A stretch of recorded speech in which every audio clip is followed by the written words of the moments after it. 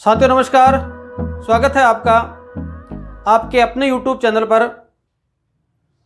अपन ने RPSC first grade biology का course launch किया है और ऐप के ऊपर कोर्स अवेलेबल है। उसके तहत प्लांट फिजियोलॉजी की यूनिट है, उसके वीडियो की शुरुआत करते हैं। वो फोल्डर भी खाली पड़ा है, पूरे वीडियो नए बनाने हैं वहाँ पे। उसकी शुरुआत करते हैं। शुरुआत करने से पहले एक बार अपन ये डिस्कस करते हैं कि प्लांट फिजियोलॉजी को कैसे पढ़ेंगे और क्या पढ़ेंगे, इसमें सिलेबस में क्या है। प्लांट फिजियोलॉजी सीनियर लेवल की है अपने सिलेबस में, तो सीनियर लेवल की एनसीईआरटी से और आरबीएससी की बुक से कहाँ से पढ़नी है, ये मैंने वीडियो कल अपलोड कर दिया था। आप चाहें तो वहां से भी पढ़ सकते हैं, मेरे साथ पढ़ना चाहें तो अपन शुरुआत करते हैं। देखो, सीनियर लेवल पे टोटल 7 यूनिटें हैं।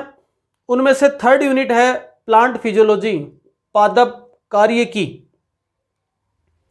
पादप कार्य की वाली यूनिट है, वो सिलेबस में टोटल 8 पॉइंट दे रखे हैं, 8 टॉपिक दे रखे हैं। अपन ने थोड़ा सा इसको सही करते हुए 9 पॉइंटों में डिवाइड कर लिया। इन 9 पॉइंटों के अंतर्गत अपने को पढ़ना है। थोड़ा सा इसका ओवरव्यू लेते हैं कि आखिर में प्लांट फिजियोलॉजी में आता क्या है, क्या क्या अपन पढ़ना है। देखो, पहला टॉपिक दे रखा है वाटर रिलेशन, जल संबंध। सारी की सारी बातें प्लांट के संदर्भ में करेंगे, पादपों के संदर्भ में करेंगे। चाहे पादप हो चाहे जंतु हो, शरीर की संरचनात्मक इकाई कोशिका होती है, कोशिकाओं से बने होते हैं। कोशिका के अंदर जीवद्रव्य है, साइटोप्लाज्म है, प्रोटोप्लाज्म बोल रहे हैं। उसके अंदर कार्य करने की प्रणाली या उसके अंदर पाए जाने वाले कंटेंट से किसी सेल का कार्य निर्धारित होता है, और किसी सेल के अंदर किसी कंटेंट का बाहर जाना, किसी कंटेंट का अंदर आना, किसी केमिकल का बाहर जाना, किसी केमिकल का अंदर आना, या जो ये आना जाना की प्रक्रिया लगी रहती है, उसमें जल एक बड़ा महत्वपूर्ण रोल प्ले करता है। और अंदर भी बहुत सारी चीजें पानी में ही एक तरीके से जल में डूबी रहती हैं। आप देखो, जैसे तरबूज खाते हो, तरबूज के अंदर मैक्सिमम पानी ही है, एक तरीके से देखा जाए तो मैक्सिमम पानी पीते हो। और भी कोई भी फ्रूट है, कोई भी फल है, पादप का कोई भी भाग है, पानी की अधिकतम मात्रा है। तो जल का संबंध कैसे है, पादप जल से किस प्रकार संबंध बना रहा है, जल से रिलेटेड किस किस प्रकार की क्रियाएं करता है। जल से संबंधित बात करें तो परासरण क्या होता है, जल से संबंधित बात करेंगे तो विसरण क्या होता है, जल से संबंधित बात होगी तो जीवद्रव्य कुंचन क्या होता है, जल से संबंधित बात करेंगे तो परासरण दाब क्या होता है, स्फीति दाब क्या होता है, भित्ति दाब क्या होता है।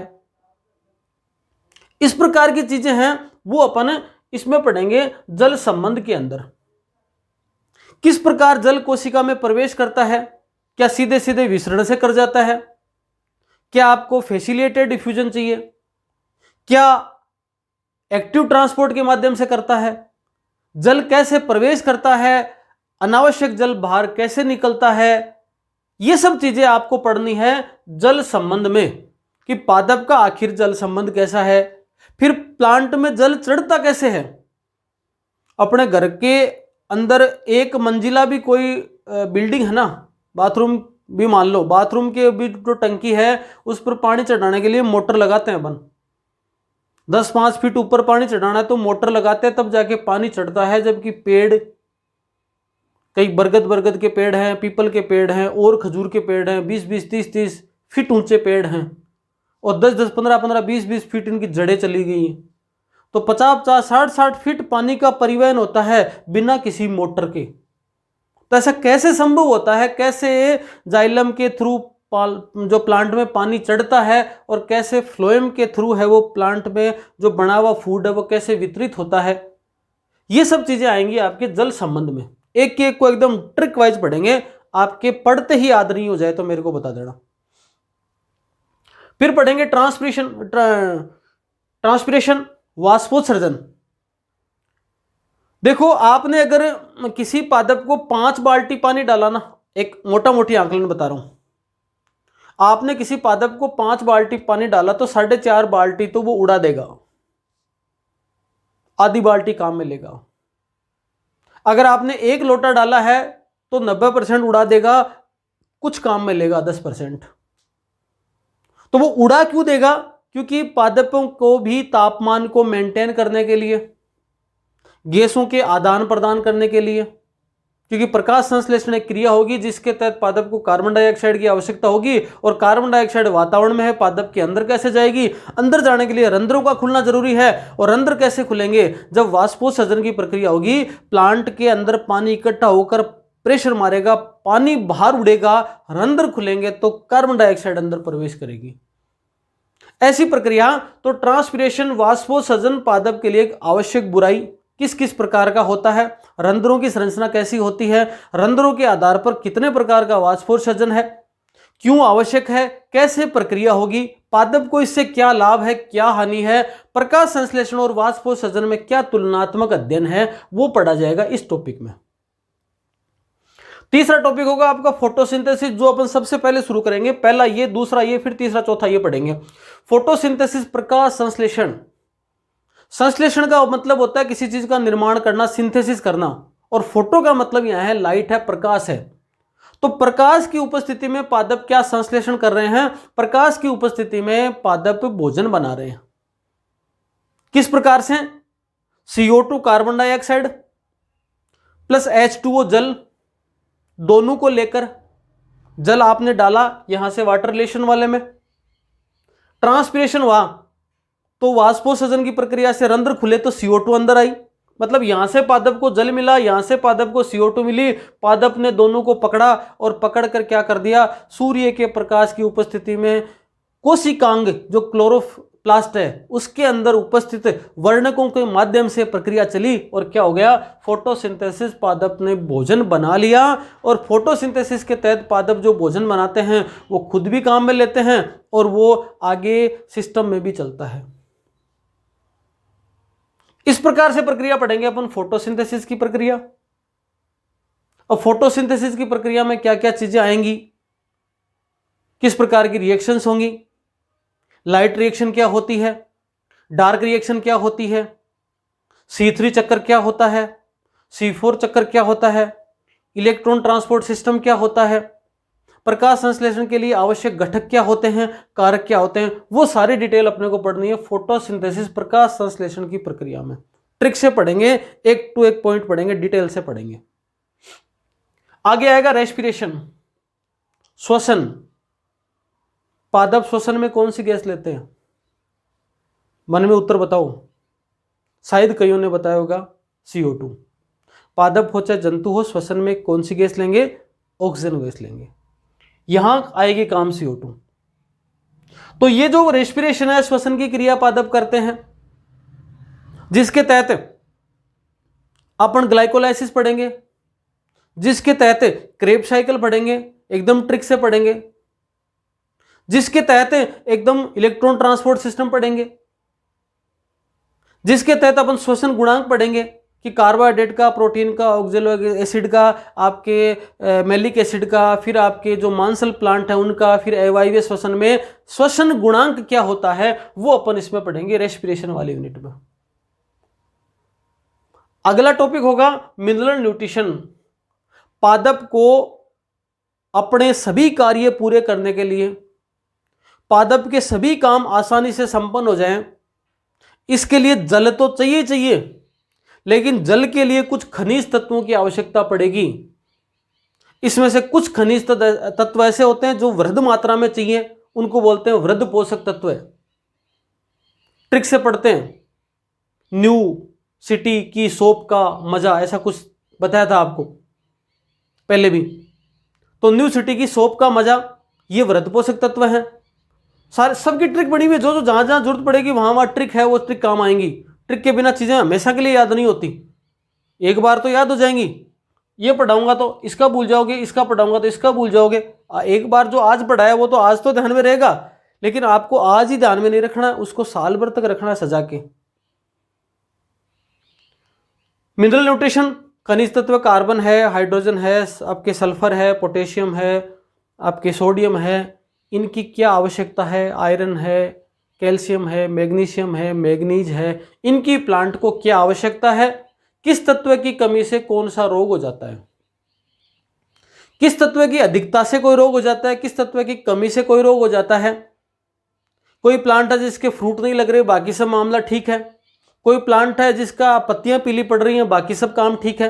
कोई प्लांट ऐसा जिसकी पत्तियां मुड़ गई, वो सब हो रहा है, बाकी सब काम ठीक है। तो कोई न कोई खनिज तत्व की कमी है। तो खनिज तत्वों के प्रकार, उनके कार्य और उनसे होने वाले रोग पढ़ेंगे अपन यहां मिनरल न्यूट्रिशन के अंदर। ठीक है। उसके बाद में पढ़ेंगे अपन नाइट्रोजन मेटाबॉलिज्म। मेटाबॉलिज्म शब्द दो चीजों से मिलकर बना है। एक होता है कैटाबॉलिज्म। कैटाबॉलिज्म का मतलब होता है कटना। कटना का मतलब क्या? कैटा का मतलब कटना। कटना का मतलब क्या होता है? किसी बड़ी चीज का टुकड़ों में, छोटे छोटे टुकड़ों में प्रोटीन टूटकर अमीनो एसिड में बन रहा है, ये कैटाबॉलिज्म है। और अमीनो एसिड मिलकर वापस प्रोटीन बना रहे हैं, एनाबॉलिज्म है। और कैटाबॉलिज्म प्लस एनाबॉलिज्म दोनों को जोड़ दो, क्या बनेगा? मेटाबॉलिज्म, उपापचय क्रिया। तो पादप को जो नाइट्रोजन मिला है उसका उपापचय वो कैसे करता है? तो नाइट्रोजन उपापचय की प्रक्रिया, राइजोबियम बैक्टीरिया को पढ़ेंगे अपन, लेग्यूमिनेसी प्लांट की रूट नोड्यूल्स को पढ़ेंगे, कौन कौन से इसमें बैक्टीरिया काम आते हैं, सिम्बायोटिक बैक्टीरिया कौन से होते हैं, फ्री लिविंग बैक्टीरिया कौन से होते हैं, नाइट्रिफिकेशन क्या होता है, नाइट्रोजन चक्र भी इसमें साथ साथ में आ जाएगा, वो आएगा आपके नाइट्रोजन मेटाबॉलिज्म में। उसके बाद में आता है लिपिड मेटाबॉलिज्म। लिपिड है वो दो चीजों से मुख्य रूप से मिलकर बना है, एक आपका फैटी एसिड होता है, एक ग्लिसरॉल है। तो मेटाबॉलिज्म में दोनों चीजें आएंगी। सबसे पहले लिपिड बना कैसे, ग्लिसरॉल कैसे आया, फैटी एसिड कैसे आया, लिपिड कैसे बना। ठीक है। उसके बाद लिपिड को जब टूटना होगा तो वापस टूटा तो ग्लिसरॉल निकला, वापस टूटा तो फैटी एसिड निकले, वो कैसे निकले, ये सब इसकी मेटाबॉलिज्म की प्रक्रिया आएगी। और इसमें एक महत्वपूर्ण प्रक्रिया होगी जो अपन पढ़ेंगे, बीटा ऑक्सीडेशन, वहां से क्वेश्चन आते हैं, ग्लाइऑक्सिलेट साइकिल वहां पर आएगा, वो भी पढ़ेंगे इसी के अंदर। तो यहां पर लिपिड मेटाबॉलिज्म में ये सारी चीजें पढ़नी है। अब उसके बाद में आएगा ग्रोथ एंड डेवलपमेंट। इसके अंदर पादप की वृद्धि करने के लिए, पादप को वृद्धि करने के लिए, विकास करने के लिए किन किन हार्मोन की आवश्यकता पड़ेगी। 5 हार्मोन मुख्यतः हैं। 3 हार्मोन ऐसे हैं जो पादप की ग्रोथ को बढ़ाने में सहायक होते हैं, जो 2 हार्मोन ऐसे हैं जो पादप की ग्रोथ का विरोध करते हैं। कई बार विरोध की भी आवश्यकता पड़ती है, तो बहुत बार ग्रोथ की भी आवश्यकता पड़ती है।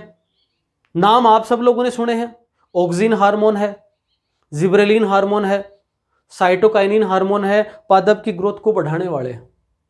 एब्सिसिक एसिड है, इथाइलिन हार्मोन है, पादप की ग्रोथ को कम करने वाले। उसके बाद में दीप्तिकालिता क्या होती है आपके, और इससे संबंधित कुछ आपके ग्रोथ डेवलपमेंट से संबंधित कुछ बेसिक शब्दावली क्या है, वो सब अपन यहां पर पढ़ने वाले हैं ग्रोथ एंड डेवलपमेंट में। एक रह गया प्लांट मूवमेंट, पादप गति। एक होता है चलन, एक होता है गति। एक स्थान से दूसरे स्थान पर जा रहे हैं, चलन है, पर गति एक फिक्स स्थान पे है प्लांट। अब प्लांट, आज आपने कोई पौधा लगाया, 1 फीट का है, 1.5 फीट का है, महीनों भर बाद में उसकी size 2 inch, 3 inch, 5 inch, 6 inch बढ़ेगी। इसका मतलब गति हो रही है पादप में, तना बढ़ रहा है, सूर्य के प्रकाश की तरफ मूवमेंट हो रहा है, छुई मुई को आपने टच किया तो उसमें फर्क आ गया, टेम्परेचर के कारण से गति है, प्रकाश के कारण से गति है, मूवमेंट, मतलब पादप खिसकता है, बढ़ता है, जो गति हो रही है स्थायी हो रही है, कुछ मुड़ाव आ रहा है, फूल खिलते हैं, है ना, ये सब चीजें आ रही हैं, वो आती हैं प्लांट मूवमेंट के अंदर। अब देखो, पहले ये सिलेबस था आपके यूजी लेवल का, अब इसको कर दिया था सीनियर लेवल का, पर टॉपिक ऐसे कैसे उठा के यहां डाल दिए। तो 2 टॉपिक हैं वो सीनियर लेवल पे कहीं नहीं मिलेंगे, और वो 2 टॉपिक कौन से होंगे आपके, प्लांट मूवमेंट और लिपिड मेटाबॉलिज्म। इनके लिए अपने को बीएससी की कोई भी किताब है, बता दिया था मैंने, बीएससी कोई किताब को टच करना पड़ेगा। बाकी ये जो टॉपिक है 1, 2, 3, 4, 5, 6 और 7, ये टॉपिक आपको 11वीं क्लास की एनसीईआरटी और 12वीं क्लास की आरबीएससी किताब में ये एज इट इज मिल जाएंगे। आप इनसे पढ़ सकते हो, स्वयं भी पढ़ सकते हो, और मेरे साथ पढ़ो तो पढ़ो ही, फिर कोई दिक्कत नहीं है। ये अपने सबसे पहले इस प्रकार से इसका बेसिक ले लिया कि सिलेबस में ये पढ़ना है अपने को प्लांट फिजियोलॉजी से। दूसरा पॉइंट लेते हैं कि 2011 से 2013 से 2015 की भर्ती से 2018 की भर्ती से और 2022 की भर्ती से देखा जाए तो हर बार फिजियोलॉजी में 6 से लेकर 8 सवाल मिनिमम आ रहे हैं, मिनिमम और मैक्सिमम आ रहे हैं। कम से कम 6 सवाल और मैक्सिमम 8 सवाल। अगले कुछ दिनों तक मेरे साथ इस प्रकार की तैयारी करनी है कि ये पूरे के पूरे 8 सवाल बहुत सरल है। और जाएगा कहां से सवाल, कहां जाएगा बताओ मेरे को, जब सारा का सारा सिलेबस यहीं पढ़ा है, इन्हीं किताबों में ऑथेंटिक पढ़ी है, सारी की सारी 11वीं 12वीं किताबें पढ़ी हैं, तो इनमें से भागेगा कहां सवाल। तो ये 16 के 16 नंबर सबसे पहले आपको पुख्ता करने के, 16 नंबरों की तो टेंशन खत्म हो गई। ठीक है, अब क्या करेंगे अपन, सबसे पहले सिलेबस को अपन ने समझ लिया आसानी से। फिर अपन दूसरा वीडियो क्या बनेगा अपना दूसरा वीडियो बनेगा कि आपके फिजियोलॉजी में इन सालों में जो ये प्रश्न आए हुए हैं 6 से 8, उन टोटल प्रश्न को पढ़ेंगे अपन कि किस प्रकार के क्वेश्चन आ रहे हैं और एक्सप्लेनेशन के साथ आंसर करेंगे इनका। अब मान लो एवरेज 7 मानो तो यहां पर 5 साल हो गए ना, तो 7 5 जो 35 प्रश्न मान लो आए हुए हैं, तो 35 प्रश्न पढ़ेंगे तो इनके चारों ऑप्शन भी पढ़ेंगे अपन, चारों ऑप्शनों से भी क्वेश्चन बढ़ेंगे। तो 1 से 4 क्वेश्चन बनते तो करीबन मान लो 100 क्वेश्चन अपन एक तरीके से तैयार हो जाएंगे। अपन जब ये 35 क्वेश्चन पढ़ेंगे तो अगले वीडियो में अपन क्या करेंगे, इन 35 क्वेश्चनों को पढ़ेंगे विथ एक्सप्लेनेशन, डिटेल से पढ़ेंगे कि ऐसा ये 2011 में आया हुआ है, ये इसके 4 ऑप्शन है और 3 ऑप्शन से ऐसे और बन सकते हैं क्वेश्चन। और आपको ये भी पता चलेगा कि रिपीट हो रहा है क्वेश्चन, कुछ क्वेश्चन रिपीट होते हैं। तो ये अपन अगले वीडियो में बनाएंगे। जब अपना ये वाला वीडियो हो जाएगा उसके बाद में यहां से अपन शुरू कर देंगे, नंबर से पढ़ेंगे सारे के सारे, एक एक चीज आपको एक्सप्लेन करूंगा, ट्रिक साथ साथ में लिखाऊंगा, ज्यादा थ्योरी नहीं लिखाऊंगा, एकदम काम की सटीक बातें, शॉर्ट एंड स्वीट मैटर आपके पास तैयार हो जाएगा। खुद लिखोगे मैटर को, वीडियो अपलोड करता जाऊंगा ऐप के ऊपर। ये तो पहला वीडियो है इसलिए मैंने डाल रहा हूं इसको यूट्यूब के ऊपर, उसके बाद क्योंकि ये फोल्डर ऐप में बना हुआ है तो अब ये वीडियो जो आगे होंगे, एक आधा वीडियो और आ जाएगा यूट्यूब पे, क्वेश्चन वाला भी यूट्यूब पे ले लेंगे, बाकी जो है वो आपके सारे के सारे वीडियो हैं वो ऐप के ऊपर रेगुलर आने वाले हैं।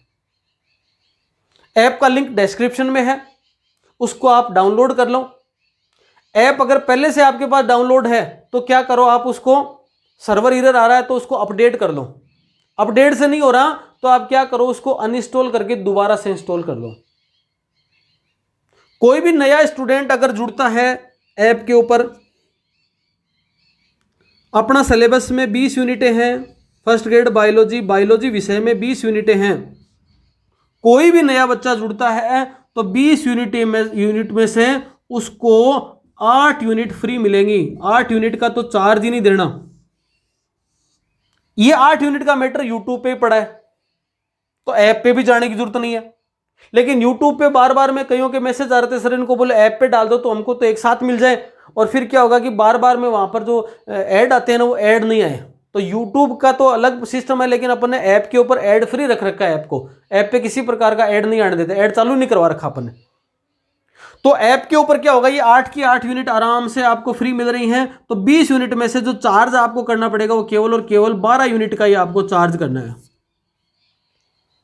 और कोई पिछली बार जिसने कोर्स ले लिया था, ऐसा कोई स्टूडेंट जिसने पुराना कोर्स लिया था और किसी कारण से तैयारी नहीं हो पाई, कोई कारण ऐसा रहा कि कर नहीं पाया, रिवाइज नहीं हो पाया, और वो अगर चाहता है या तो वो उन्हीं से पढ़ ले पूरा, और वो चाहता है कि पूरा का पूरा कोर्स मेरे पास दोबारा आ जाए, तो ऐसी परिस्थिति में उस पुराने स्टूडेंट को क्या करना है, 20 में से 14 यूनिट फ्री कर दी उसके लिए।